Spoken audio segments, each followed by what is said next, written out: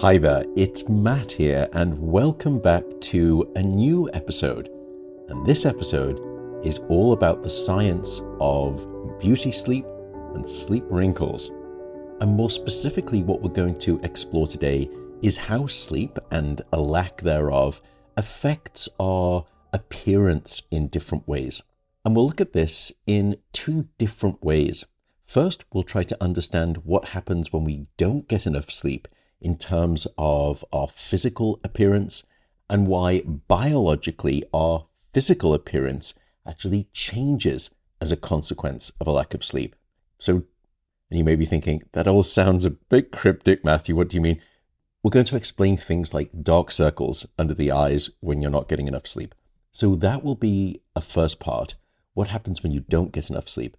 The second is a related question, which is, again, about appearance, but what happens when we do get sleep? And rather than speak about the benefits of sleep, of which there are so many, and of course, if you're an avid listener to this podcast, you know all of the brain and body benefits. But here I'm talking about the potential issues around the appearance of your skin due to the physicality of sleeping and the compression forces on the face, which relates to the second topic of today, and that is sleep wrinkles. Before we begin, I want to emphasize something that, at least for me, is really important. While it is completely natural for many of us to care about our appearance to some degree, it is crucial to remember that visual appearance isn't everything. Our value and our beauty also lie in our actions, our character, how we treat each other, not to mention how we treat ourselves as well. With that said, and with that in mind, let's approach this topic today with wonderful curiosity and scientific interest. Let's start with the impact of a lack of sleep on your appearance. And this brings me on to some truly eye-opening research by a friend and a colleague, the fantastic Tina Sundelin from Stockholm University. She is brilliant, and her work has provided some fascinating insights into this topic of sleep loss and appearance, and more specifically, beauty sleep. Now, in one of her experiments, she examined how insufficient sleep or short sleep changes other people's perceived rating of your health, your tiredness, and also your attractiveness. Here's what she did. She took a group of healthy men and women aged 18 to 31, and then for each one of those individuals, she took a photograph of them. In fact, she photographed them twice under identical conditions, meaning same indoor lighting, same time of day. The hair had to be down, no makeup for the women, clean shaven for the men. So what was the difference between these two photographs, these two headshots, as it were? Well, the difference was the amount of sleep that those individuals had received before each one of those photo shoots. Because in one session, participants were limited to just 5 hours of sleep. And the next day, at that standard time of day, they had their headshot done.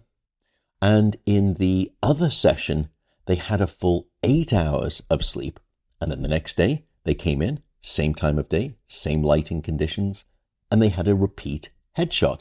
So each person had two headshots, two sort of beauty shots, as it were, all under standardized similar conditions. The only difference is that for one of those headshots, they'd had 5 hours of sleep, and the other, they'd had 8 hours plus of sleep. And then came the second part of the experiment. This was the really clever part. Dr. Sundelin then brought another group of individuals in to act as a set of independent judges. These judges were completely blind to the true purpose of the experiment. They knew nothing about what was going on. They didn't know that there was sleep involved or a lack of sleep or how much sleep. They knew nothing. And they simply viewed both sets of these pictures of all of these individuals in a jumbled order. And then the judges had to rate those pictures on the basis of perceived health, of perceived tiredness, and of perceived attractiveness. The results were unambiguous. Despite knowing nothing about the study's premise, the judges consistently rated the headshot of the individuals when they were sleep deprived as looking more fatigued, as looking more sickly, as looking less healthy, and looking significantly less attractive. And that was relative to the same individual, but after a full night of sleep. And what this experiment really revealed was the true face of sleep loss. I couldn't resist that one, but what I was going to say is it really revealed to us the underlying biological impact on the physicality of our face, on the appearance of our face. This was really the first data, at least that I know of, that ratified a long-held concept that we've all heard of called beauty sleep. You could say, well, that's all fine and well and interesting, but that's just appearance. It doesn't really have any consequence, does it? Well, from a biological standpoint, these findings aren't just about looking good or looking not so good, because that aspect of how we appear in terms of our physical attractiveness and our health, and actually has significant biological and also evolutionary consequences. By the way, why do we look so sickly? And why do we look significantly less attractive? Well, if you've listened to the show, you know that there are countless biological processes that are disrupted by a lack of sleep, and it doesn't take very much. For example, a lack of sleep will negatively impact our reproductive hormones, and those are critical for regulating the healthiness of our appearance, our physical attraction. And studies have demonstrated that sleep deprivation can lower testosterone levels in men. It can impair equivalent female reproductive hormones.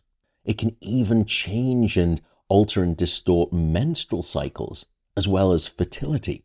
We also know that a lack of sleep triggers a cascade of negative physiological consequences that likely explain why we don't look our best selves physically in terms of facial appearance.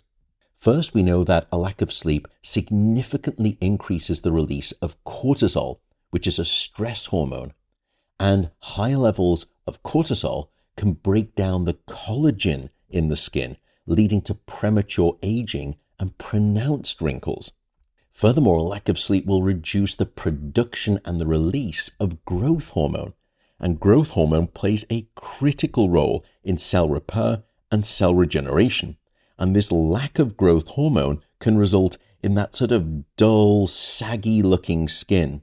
And it also means that you will have slower healing of the skin, not just from a significant injury or a wound, but from the daily grind on your outer surface, your epidermis of the skin. For example, things like sun damage, etc., or pollutants and toxins, all of those things can damage our skin. And we need that growth hormone release at night to help with the regeneration and repair of that skin.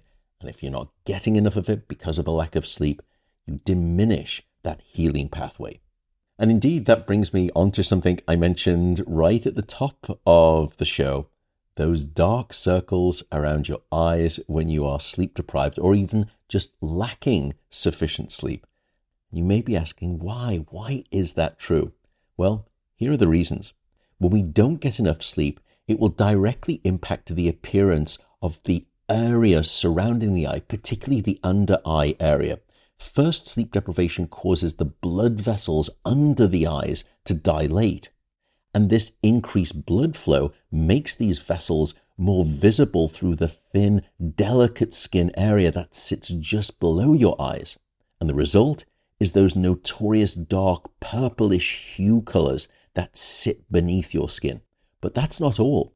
A lack of sleep also leads to fluid retention in our body.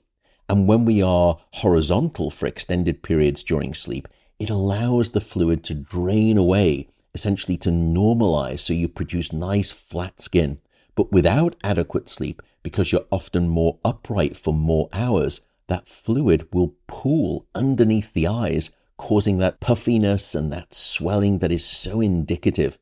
And that puffiness will then cast a shadow under the eyes, and it only enhances the dark appearance of those circles.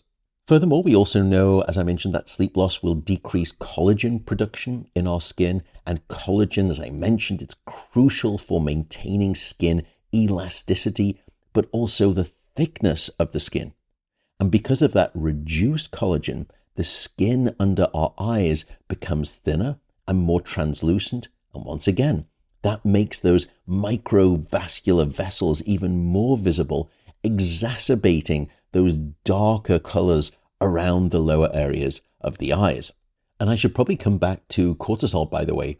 Cortisol can break down skin proteins, and that will further produce thinning under those delicate under area eyes. And this thinning, once again, makes the blood vessels more prominent, intensifying the darker circles. There is one more reason why our eyes become more puffy and more inflamed. When we're tired, often you'll see kids do this when they're tired in the evening. We tend to rub our eyes more frequently. Now, you're not even consciously aware that you're doing it, but this rubbing can irritate the skin and it can break these tiny blood vessels, further contributing to the discoloration and also the puffiness, the inflammation under the eye. So as you can tell, there's a whole collection of things that will conspire to cause those thick eye bags, those darker circles, and that more sickly looking set of eyes, more inflamed and they're red, etc. Gosh, that's all sounded a bit dramatic, didn't it, Matthew? Anyway, I hope that offers some scientific explanation for something that we are probably all familiar with, although I hope if you are familiar with it, you're not familiar with it too frequently because you're getting sufficient sleep. A long-standing partner of today's podcast is Element, spelled L-M-N-T. Element is a sugar-free electrolyte drink mix, and for me, it was the sugar-free part that made me start using it a while back. I buy my own supply just to stay objective, and beyond having electrolytes in the right balance, the other reason I'm a fan of Element is that it's scientific. If you look up the people who created the company, you'll find some pretty heavy-hitting physiology, biochemistry, and pharmacology expertise that's baked into the product. And again, all of that comes without any sugar. I also wanted to share that Element's newest limited time flavor, lemonade salt, is squeezing onto the scene Tuesday, May 20th. Anyway, I should note that this is a limited time flavor, so if you like the sound of lemon-flavored electrolyte goodness, grab some now. Happily, I badgered them, and they have agreed to give you fine folks a free 8-count sample pack with any purchase of Element if you use the link lmnt.com/MATTWALKER. So for free product with your purchase, just visit lmnt.com/MattWalker. And as I said, you'll get some free product. That is the consequence of a lack of sleep on our appearance and this whole cascade of consequences. But now let's turn to what hopefully more of you are experiencing, which is going to bed and spending sufficient amounts of time in bed. There is another thing that we have to be, how to phrase this, mindful of, thoughtful of. None of what I'm going to say, despite us unpacking it, means that you should start sleeping any less. Of course not. There are manifold different benefits of sleep. You absolutely should get the sleep that you need. But there is something, as I said, to be thoughtful of, and that brings us on to the topic of sleep wrinkles. Now, before I speak about the wrinkling that occurs by way of the physicality of sleeping, let's understand what wrinkles are, and we'll start with the different types of wrinkles. For the purpose of this show, we can essentially classify or categorize wrinkles into two main types. The first are those that are formed by facial expressions that we make during the day. The second class are formed by external mechanical forces, not us, our musculature, making those changes in our face. That's the waking facial expression wrinkle set. Instead, there's another set that is caused by mechanical forces outside of us. For example, the physicality of sleeping, placing your head on a pillow, and all of the mechanical forces that produces, which we will get into. And so we classify these two main categories of wrinkles as expression wrinkles during the day and sleep wrinkles that are produced during the night. So let's double click on each of those. Expression wrinkles, what are they? These expression wrinkles actually develop in facial locations where muscles contract repeatedly. Think of crow's feet. Because I'm now, as I keep saying, solidly in the foothills of middle age, and I typically like to smile a lot. So I definitely do have these crow's feet emerging around my eyes, and you'll see a lot of people with these. Those are classic expression wrinkles. You can also see them in the lines that form between your eyebrows, just above the bridge of the nose, and those are caused by the act of frowning. Well, hopefully you're not frowning too much in life, but these are all the result of repetitive muscle movements. And the longer that we live, the greater the amount of those repetitive muscle movements that we make. And over time, with increased repetition, they can become permanent fixtures on our face. That's the first category, expression wrinkles. Sleep wrinkles, on the other hand, develop when our faces are pressed against the pillow or the mattress. And those create lines that actually run typically at 90 degrees or diagonally to those expression wrinkles. Next time you look in the mirror, study your face. And the wrinkles that you may have, for example, on your cheeks, and those would be wrinkles that sit away from the smile lines, and those are going to be sleep-related wrinkles. Sometimes you'll also see on the far left and far right sides of your forehead, you will get these more diagonal or vertical lines, whereas the expression lines on your forehead, they are horizontal, they're straight. Whereas these sleep-related wrinkles, because if you're sleeping on your side, it will compress the temple and force those far left and right sides of the forehead up and down as you're moving around. And that can create these more vertical or diagonal wrinkles. And then another classic area, wrinkles on your chin. That's a dead giveaway. Those wrinkle lines on your chin are due to the formation of compression forces influenced by the different types of sleeping positions. When we sleep on our side or on our stomach, our faces are subjected to compression, shear, and stress-related forces. And unlike when we sleep on our backs, where gravity is the primary force at play. So it's not as though back sleeping gets you away scot-free, by the way, but it certainly has far less of the physicality, compression, shearing, stress-related forces that are produced by way of the pillow.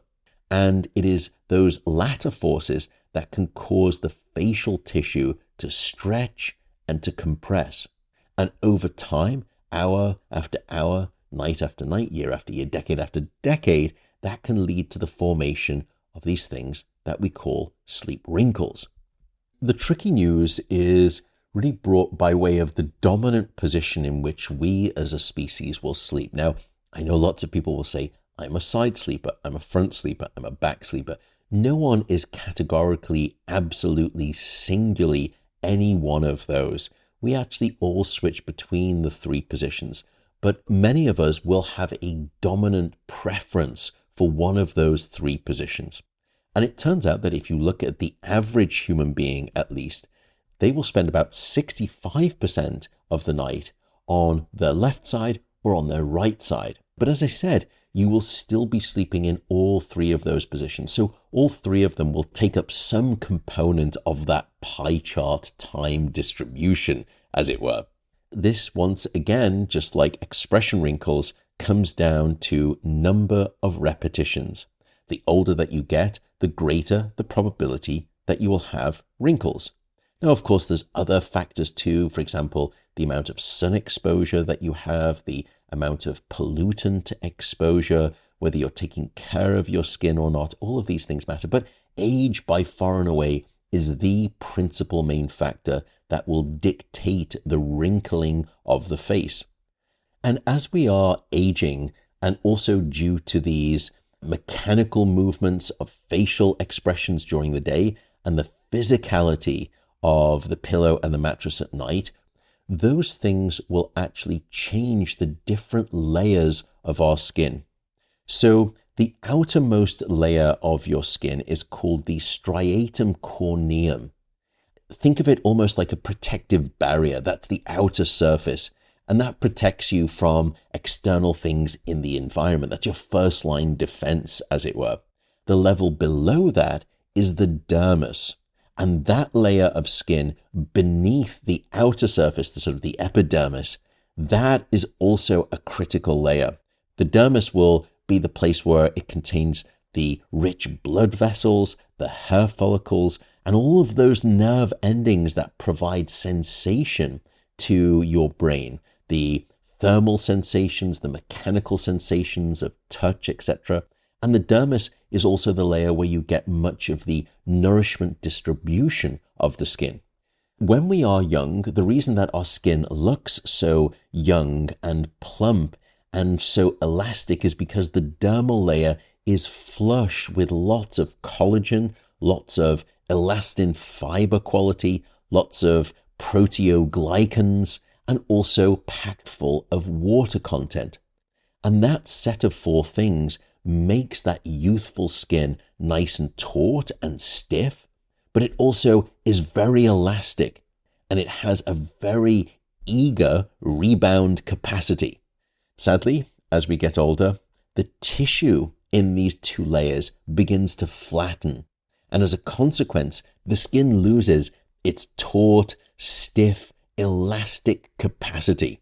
The skin is no longer as flush with that youthful collagen, that youthful elastin, the proteoglycans, and also that flush water content. The consequence is that we see the skin as looking saggy, and its ability to resist the formation of wrinkles because of the lack of elasticity now decreases. In other words, the skin is much more likely to fold and then stay folded to a greater degree time and time again.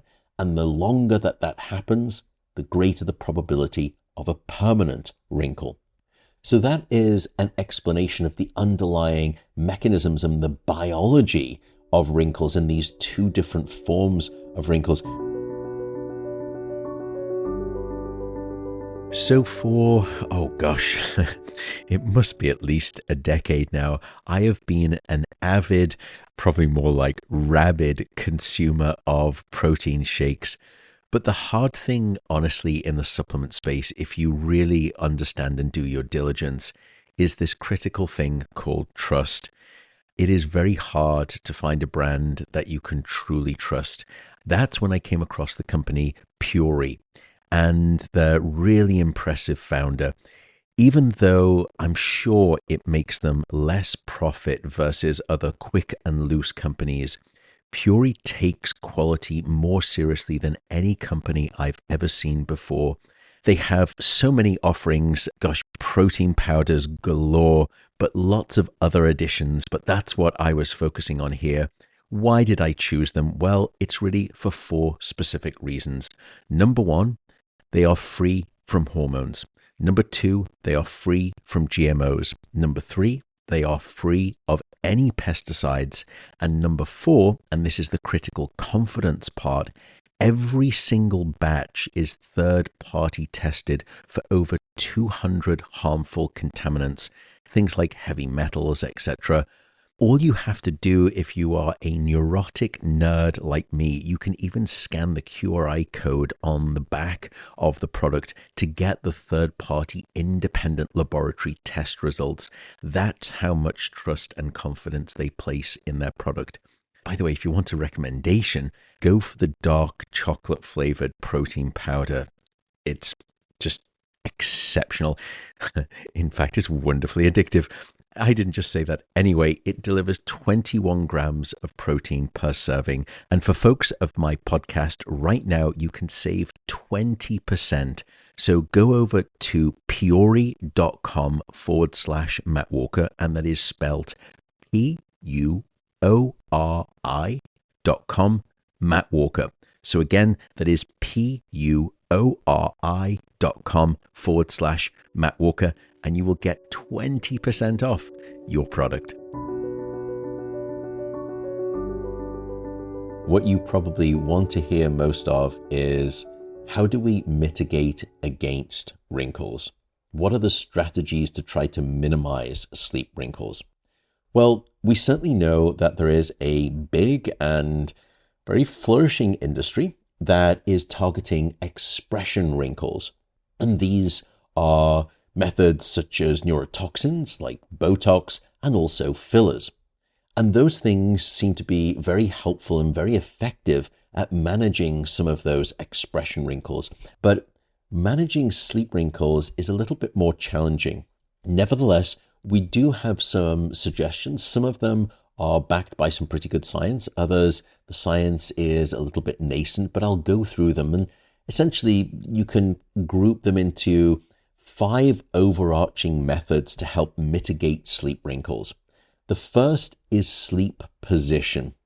This recommendation is going to be a little bit dicey because the recommendation is to try to increase the frequency with which you sleep on your back if you are at all interested in trying to mitigate sleep wrinkles, and you may not be. But the reason I say it's dicey is that this advice comes with a huge caveat.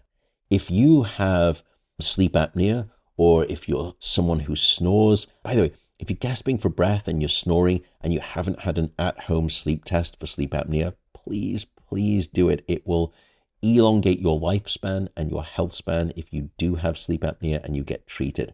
Setting that aside, when you sleep on your side or your stomach, your face is pressed against the pillow, as we've mentioned. But because of the side sleeping and front sleeping producing those types of compression forces, when you sleep on your back, you eliminate those compression forces on your face, and it allows the skin to remain relaxed and uncompressed throughout the night.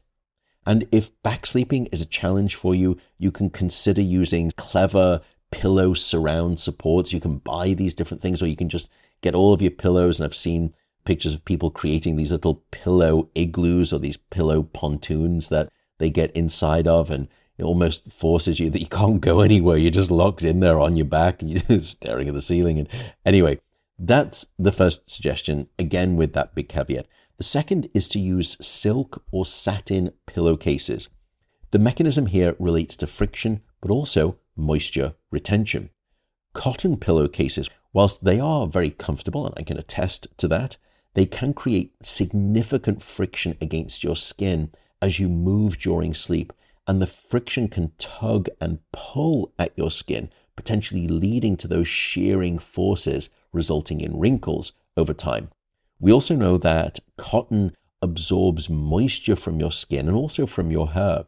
However, silk and satin pillowcases, they have a much smoother surface, and that reduces the friction, and it means less tugging on your skin.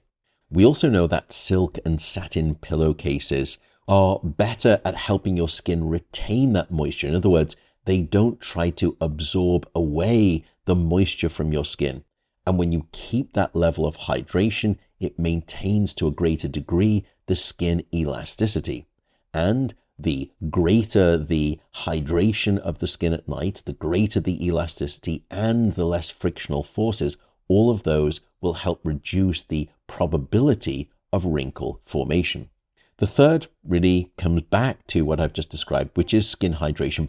Well-hydrated skin is consistently more resilient and less prone to wrinkling. And when your skin is properly hydrated, it maintains that elasticity. In other words, hydrated skin is bounce back skin from compression. So the recommendation typically is use a good moisturizer before bed, one that helps create a barrier that essentially is going to trap or lock in that hydration status of your skin. We also know that ingredients like hyaluronic acid can help attract and retain the moisture of the skin. We also know that occlusives, more thick or oily based, so think of things like Vaseline, that type of texture, that type of more sort of petroleum based and certain oils, they can prevent the moisture loss during sleep at night.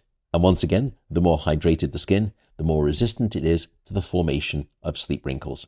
Number 4, use specialized pillows, not pillowcases, we've spoken about those, but actual physical pillows itself. Specialized anti-wrinkle pillows is the term if you want to look it up. Again, there's not actually great data on these, certainly not that I can find scientific at least, but those scientific pillows seem to potentially work through a variety of mechanisms. They're designed with this unique shape that essentially cradles your head with minimized contact to your face.